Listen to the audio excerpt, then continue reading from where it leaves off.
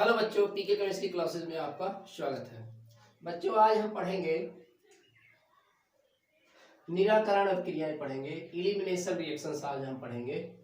Elimination reaction पढ़ेंगे। आपका चल रहा आरएक्स के आपके चल रहे हैं केमिकल प्रॉपर्टी, हेलो एल्केन्स के केमिकल प्रॉपर्टी चल रहे हैं। तो आज हम दूसरा रिएक्शन पढ़ेंगे। हमने अभी तक के वीडियो में हमने ये देखा नाभिक स्नेही प्रतिस्थापन अभिक्रियाएं हमने देखा।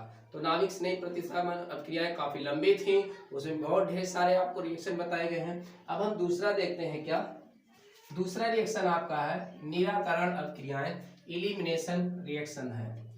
इलिमिनेशन रिएक्शन क्या होता है? वह कार्बनिक यौगिक जिनमें से दो या दो से अधिक परमाणु या परमाणु समूह सरल अणु के रूप में क्या होते हैं, बाहर निकल जाते हैं और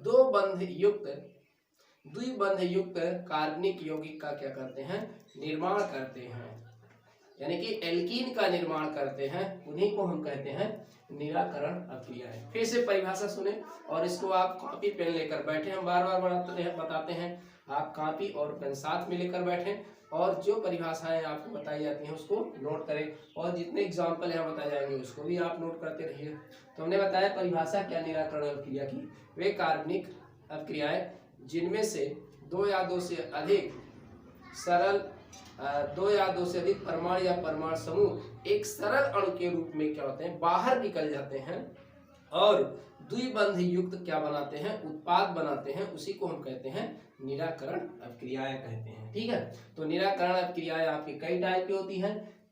तो यहाँ पर हमें जो देखना है, एक निराकरण अभिक्रिया हमें यहाँ पर देखना है। चूंकि आरएक्स पढ़ रहे हैं तो आरएक्स में से हमें क्या पढ़ना है, निराकरण अभिक्रिया में हमें पढ़ना क्या है, वी हाइड्रोहैलोजिनेशन पढ़ना है। बी हाइड्रोहैलोजिनेशन, तो इसमें बी हाइड्रोहैलोजिनेशन हम देखेंगे। तो निराकरण अभिक्रियाएं परिभाषा हमने बता दिया, इसका यूज क्या, फॉर्मेशन ऑफ एल्कीन। देखिए एल्कीन्स का क्या होता है, इसमें निर्माण होता है। चलिए आइए देखते हैं कैसे इसमें होता है। तो इसमें आपका क्या है, विहाइड्रोजनीकरण होता है। इसमें क्या होता है, क्योंकि आप आरएक्स पढ़ रहे हैं तो आरएक्स में क्या होगा, यहाँ डी हाइड्रोहैलोजिनेशन यहाँ पर होगा। क्योंकि हम आरएक्स पढ़ रहे हैं ना, तो आरएक्स में जो निराकरण क्रिया होगा यहाँ पर हम देखेंगे डिहाइड्रोहैलोजिनेशन। डिहाइड्रोहैलोजिनेशन क्या होता है बच्चों, जिसमें से HX का अणु क्या हो, बाहर निकल जाए। मतलब आपके RX जो आपके हाइलाइट होंगे उसमें से क्या बाहर निकल जाए, HX के अणु का क्या हो जाए, हाइड्रोजन हाइलाइट्स आपका क्या हो, बाहर निकल जाए। तो उसी को हम क्या कहते हैं, डिहाइड्रोहैलोजिनेशन कहते हैं। हिंदी में कहते हैं विहाइड्रोहैलोजनीकरण इसको कहा जाता है। तो देखिए विहाइड्रोहैलोजनीकरण में आपका क्या होगा, जैसे आपका RX में लिया जाए, क्या RX आप यहां से लेंगे तो RX में से आपका RX, ये आपका क्या होगा, RX होगा। तो RX में से क्या निकल जाए, RX में से आपका क्या निकल जाए, देखिए यहां से, और ये एल्कोहलिक KOH की उपस्थिति में होगा क्रिया, एल्कोहलिक KOH। तो एल्कोहलिक KOH के साथ इसको क्या करते हैं, हम गर्म करते हैं, इसको हीट करते हैं। तो इसमें से क्या निकल जाता है, यहाँ आपको दो कार्बन युक्त आपको लेना होगा। एक ऐसे आप यहाँ कर लीजिए R, और ये क्या होगा आपका, यहाँ पर ऐसा क्या करते हैं, या तो एग्जाम्पल यहाँ पर हम ले लेते हैं तो आपको ठीक रहेगा। तो एग्जाम्पल में आपको ले लेते हैं, जैसे हम यहाँ ले लेते हैं दो कार्बन का कंपाउंड यहाँ पर, जैसे ये आपका H और H, और ये आपका है यहाँ पर ये H है और यहाँ पर H, और इस पर क्या आपका यहाँ पर Br है।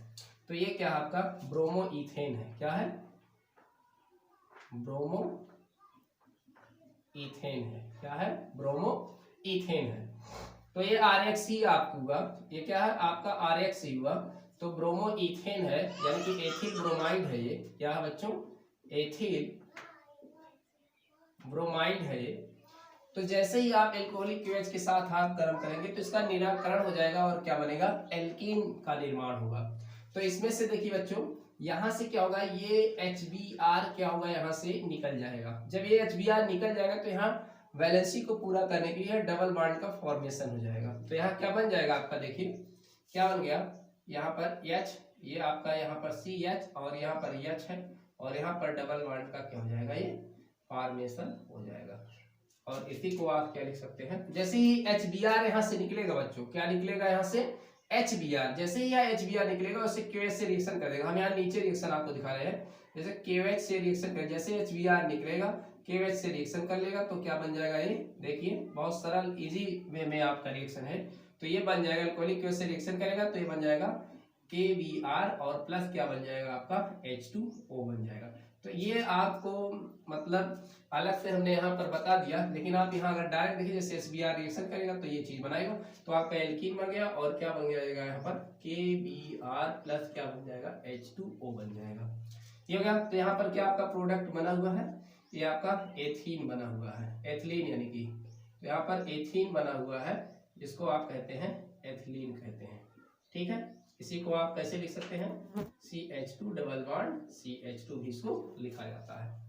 ठीक, तो ये रिएक्शन हुआ, इसी को कहते हैं बच्चों डिहाइड्रोहाइलोजिनेशन, जिसमें से HX आपका निकल जाए। ठीक है, दूसरा एग्जांपल लेते हैं। जैसे आप क्या करते हैं, प्रोपीन ले ले, आपका यहाँ पर प्रोपिल ब्रोमाइड ले ले, CH3 CH2 और ये CH2 आपकी Cl ले लेते हैं। देखिए यहाँ पर ये है, तो यहाँ का H एक हम इधर कर देते हैं इस साइड पर, और ये देखिए इसका Cl यहाँ पर कर देते हैं। तो यहाँ से क्या होगा, ये HCl क्या होगा, निकल जाएगा, और एल्कोहलिक KOH से रिएक्शन करेगा। हमने बताया जैसे ही HCl यहाँ से निकलेगा यहाँ द्विबंध हो जाएगा, और ये एल्कोहलिक KOH से रिएक्शन कर लेगा तो क्या बन जाएगा, देखिए CH3 CH डबल बॉन्ड क्या होगा CH2 और प्लस क्या होगा, जैसे ही HCl निकलेगा KOH से रिएक्शन करेगा, जैसे यहाँ पर रिएक्शन दिखाया गया तो क्या बन जाएगा, यहाँ KCl और प्लस क्या बन जाएगा H2O बन जाएगा। तो यहाँ क्या बन गया, प्रोपीन बन गया, या 1 प्रोपीन या प्रोप-1-इन। ये आपका क्या है, ये आपका क्या है, प्रोपिल क्लोराइड, यानी कि इसको आप कह सकते हैं 1 क्लोरोप्रोपेन। ठीक, ये बात इतना आपको समझ में आई होगी बात। ठीक है, इसी तरीके से आप और भी एग्जाम्पल ढेर सारे आप ले सकते हो। तो इतना तो आपको समझ में आ गया। और भी अगर ले हम जैसे एग्जाम्पल, जैसे CH3 CH2 CH, यहाँ पर H ले ले, और ये आपका CH2 Br ले ले, तो ये क्या हो गया आपका 1 ब्रोमोब्यूटेन। ठीक, और इसको हम करें एल्कोहलिक KOH के साथ हीट, इसको एल्कोहलिक KOH के साथ क्या करें, हीट करें। तो बच्चों यहाँ पर हीट लिखिएगा। ठीक, ओके, ये वाला रिएक्शन हमने यहाँ दिखा दिया, समझ रहे हैं आप, बार बार अब यहाँ एक साथ हम दिखा रहे हैं। तो यहाँ से क्या होगा, इसको अच्छा Br को इधर कर ले, निकालने में आसानी होगी। तो HBr जैसे यहाँ से निकलेगा और द्विबंध यहाँ से निकलेगा, द्विबंध का फॉर्मेशन यहाँ पे हो जाएगा। तो देखिए CH3 CH2 और ये क्या होगा CH double bond CH2 plus क्या बन जाएगा KBr और प्लस क्या होगा H2O। तो ये क्या हो गया 1 ब्यूटीन या ब्यूट-1-इन, ऐसा भी आप लिख सकते हैं। ठीक है, तो इस तरीके से ये आपका रिएक्शन बनने वाला है। इसी को कहते हैं बच्चों द्विहाइड्रोहैलोजिनेशन, हम कहते हैं द्विहाइड्रोहैलोजिनेशन कहते हैं। और ये द्विबंध युक्त का कंपाउंड आपको बन रहा है, यानी कि एल्कीन का फॉर्मेशन यहाँ पर हो रहा है। ठीक है, ओके, चलिए और चीजें देखते हैं। अगर मान लीजिए बच्चों इस तरीके से यहाँ पर आपका ये द्विबंध आपका इधर कहीं हो, तब ये कैसे रिएक्शन होगा उसके लिए हम आपको बताते हैं। तो ये आप इसको नोट्स बनाएं, इसका नोट्स आगे की तरफ हम देखते हैं रिएक्शन।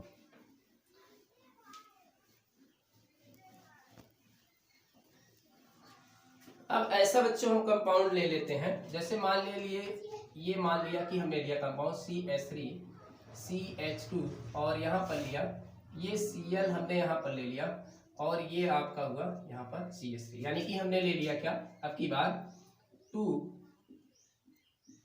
क्लोरोप्रोपेन हमने यहाँ पर ले लिया।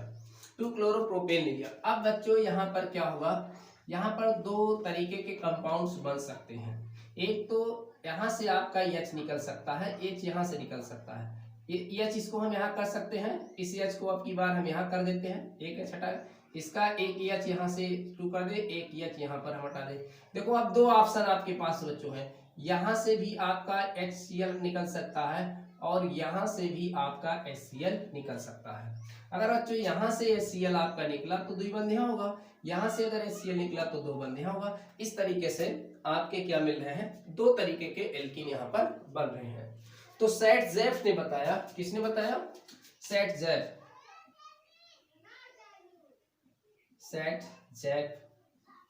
सैटजेफ रूल, सैटजेफ रूल।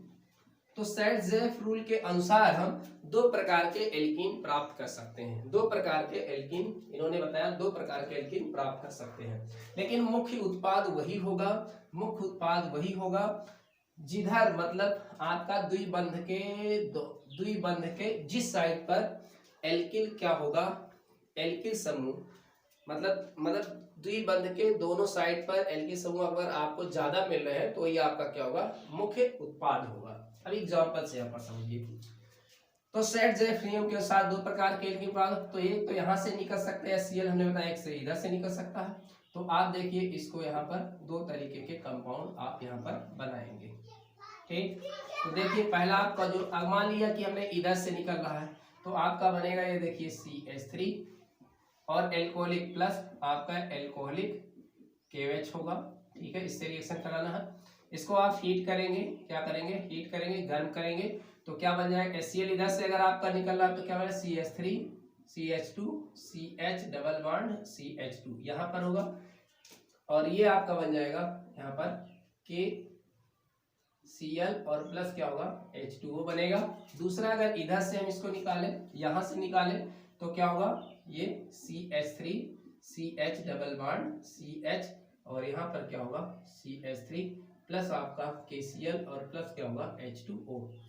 तो ये वाला बच्चों आपका बनता है, ये 20% बनता है, ये क्या आपका 1 ब्यूटीन है और ये क्या आपका 2 ब्यूटीन है, और ये कितना बनता है आपका, ये 80% आपका बनता है, 80%, ठीक है, ये बनता है। तो मेन प्रोडक्ट इसका ही है। देखिए इन्होंने बताया कि जब द्विबंध के दोनों कार्बन, जहां दोनों कार्बन द्विबंध से जब जुड़े हो तो एल्किल समूह जिससे अधिक मिलता हो, तो एल्किल समूह देखिए क्या है, इस द्विबंध के साइड में आपका एल्किल समूह क्या है, इस द्विबंध से जुड़े हुए एल्किल समूह आपका एक ही है, यहाँ पर एथिल है, और इधर क्या है, एक एल्किल समूह इधर मिल रहा है, एक एल्किल समूह इधर मिल रहा है, तो इधर ज्यादा मिल रहा है, इधर क्या मिल रहा है, ज्यादा मिल रहा है। तो ऐसा भी आप यहां से कह सकते हैं। इन्होंने बताया कि सैटजेफ ने क्या बताया कि अगर हम किसी RX का जो है इस तरीके का जो आपका RX हो, यानी कि दूसरे कार्बन पर आपका क्या हो, दूसरे पर हो आपका अगर हैलोजन, तो द्विबंध के दो कंपाउंड्स आपके बनते हैं। दो बंध के कितने कंपाउंड्स बनते हैं, दो बनते हैं।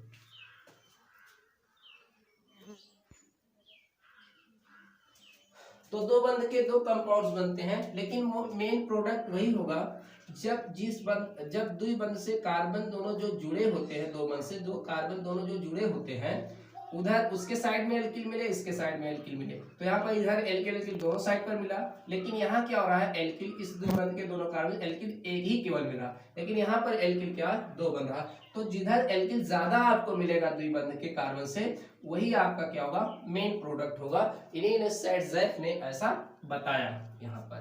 तो ये सैटजेफ के नियम के अनुसार यहाँ पर है, ये इस तरीके से। तो ये सैटजेफ के अनुसार यहाँ पर आपको ये मिला, सैटजेफ के अनुसार ये यहाँ पर आपको प्रोडक्ट मिला, ठीक है, ओके।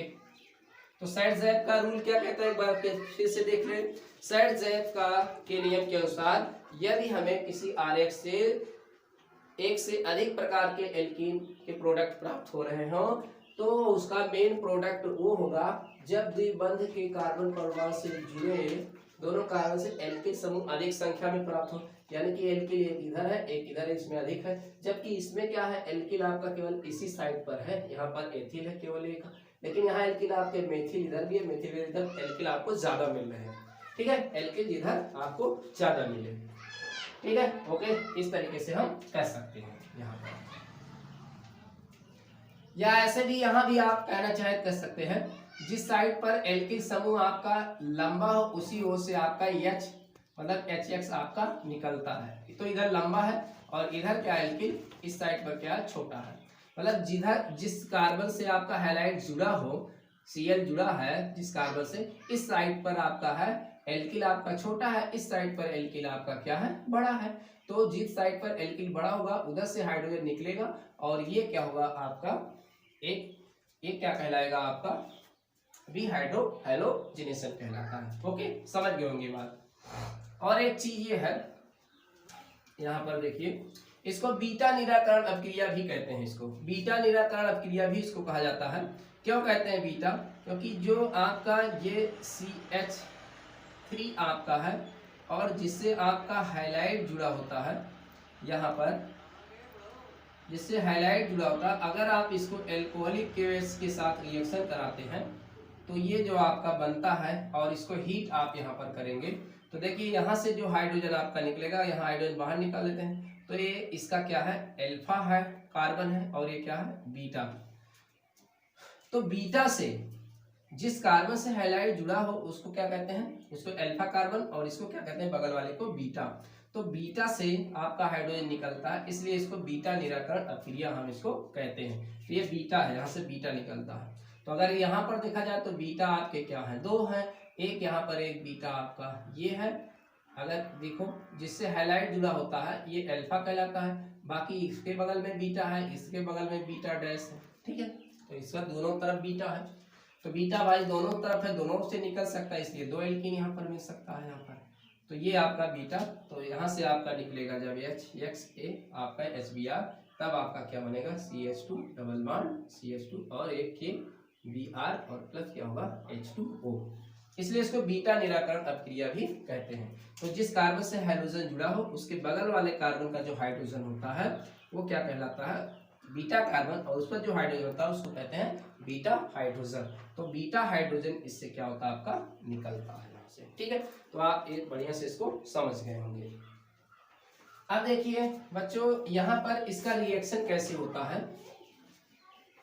इसका रिएक्शन जो है अगर हम देखें, अगर आपका प्राथमिक हैलाइड है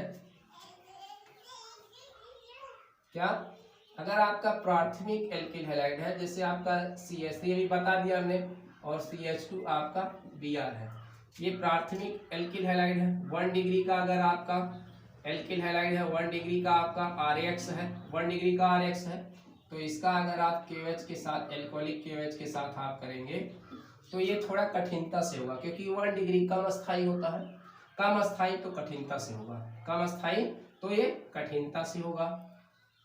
ठीक है, तो 1 डिग्री का है तो यहाँ से आपका क्या होगा ये CS, ये आपका CH2 double bond CH2 plus KBr और प्लस H2O ये बनेगा। तो ये कठिनता से होगा थोड़ा, क्योंकि 1 डिग्री का ये जो है कम अस्थाई होता है, इसलिए क्या होगा ये रिएक्शन थोड़ा क्या होगा ये अपक्रिया कठिनता से होगी, कठिनता से होगी ये क्रिया।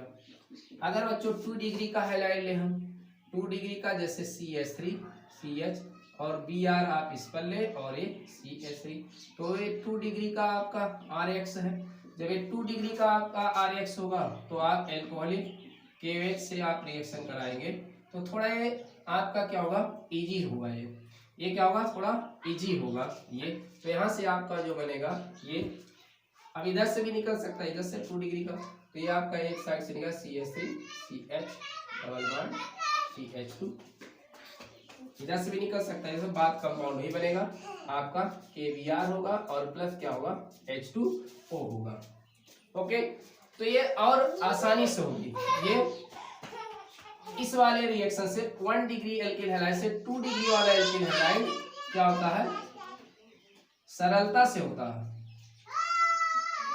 सरलता से ये होता है, क्योंकि 2 डिग्री क्या है, 1 डिग्री से क्या है, ये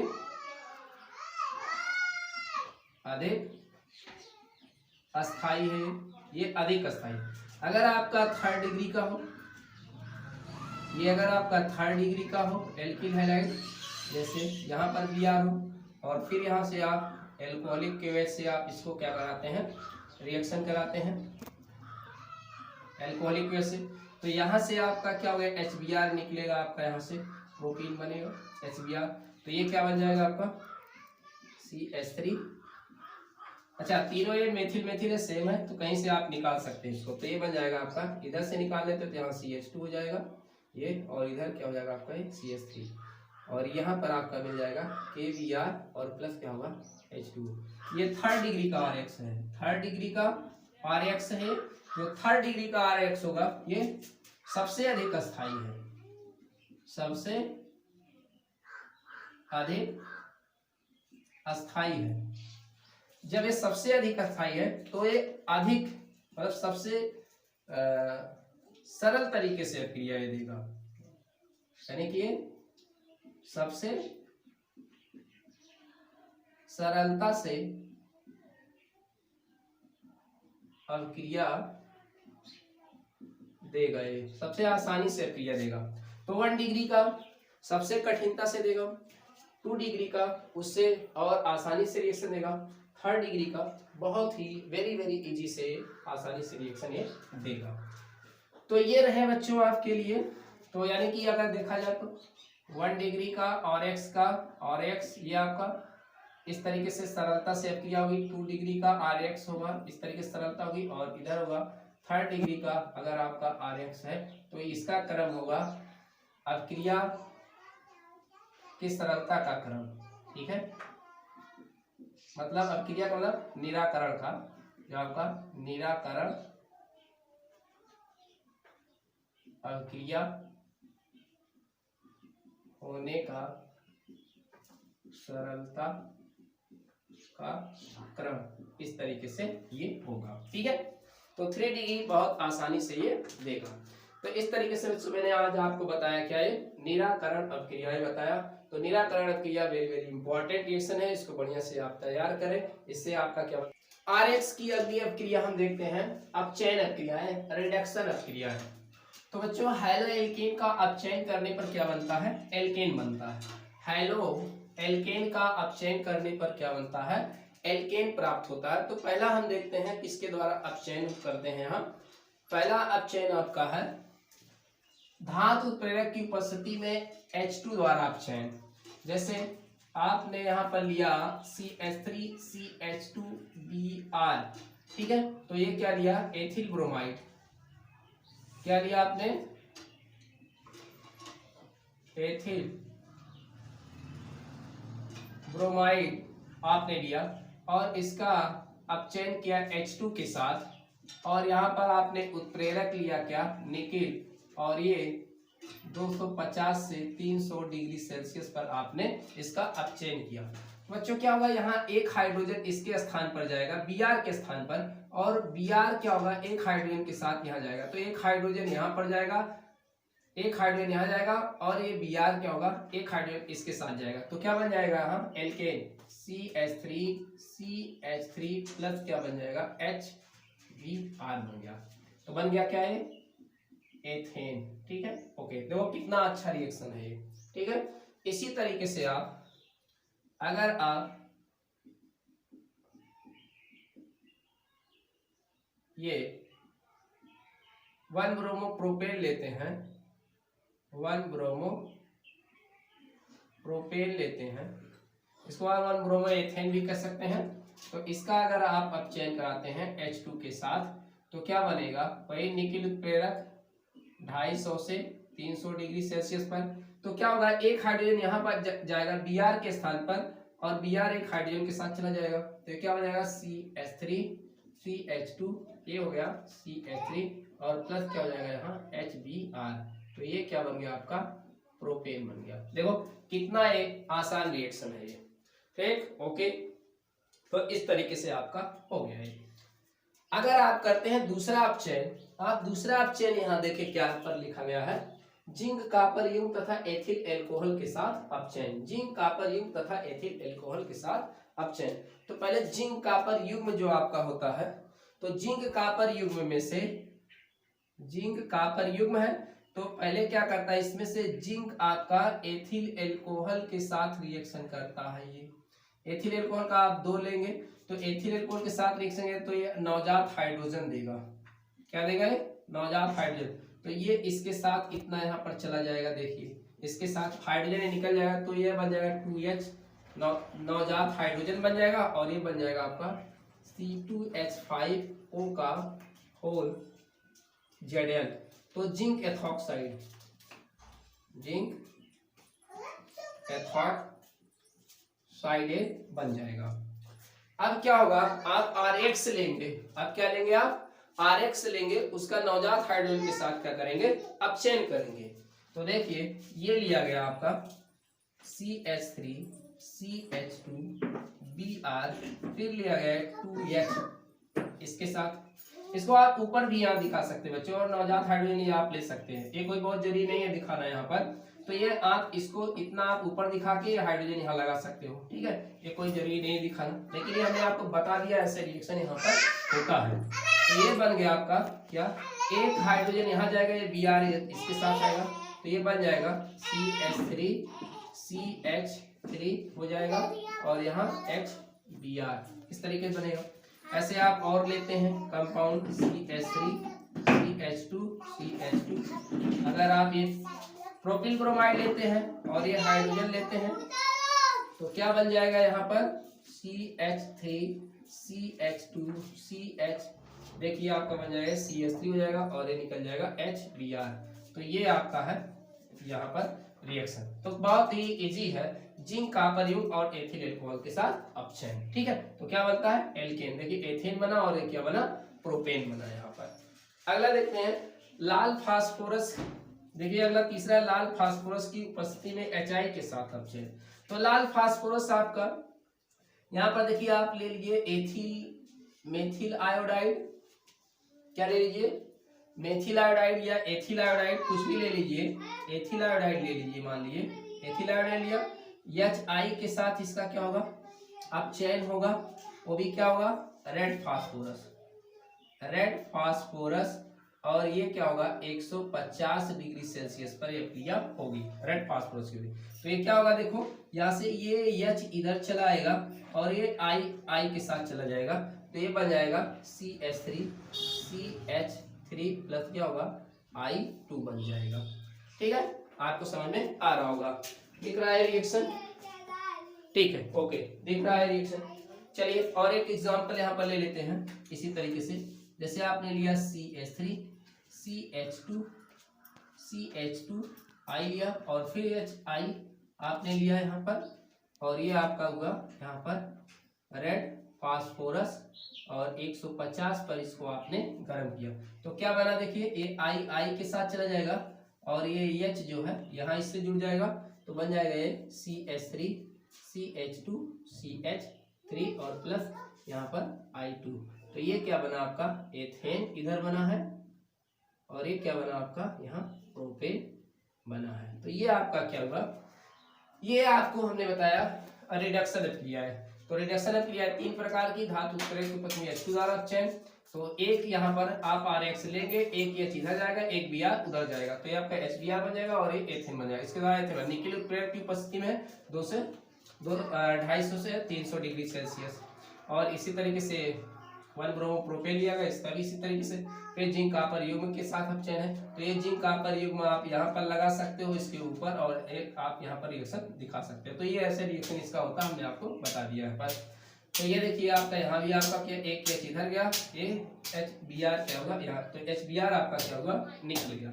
ऐसे ही लाल फास्फोरस के साथ भी आपका अपचयन है। तो देखिए आपको इस वीडियो में 2 प्रकार की अभिक्रियाएं दिखाई गई, एक निराकरण अभिक्रिया आपको बताया गया और दूसरी अभिक्रिया क्या बताएगी, अपचयन अभिक्रिया बताई गई। अब इसके बाद हम आपको अगले वीडियो में आपको बताएंगे धातुओं के साथ अभिक्रिया बताएंगे, जिसमें आपके वुड्स अभिक्रिया के बारे में बताया जाएगा।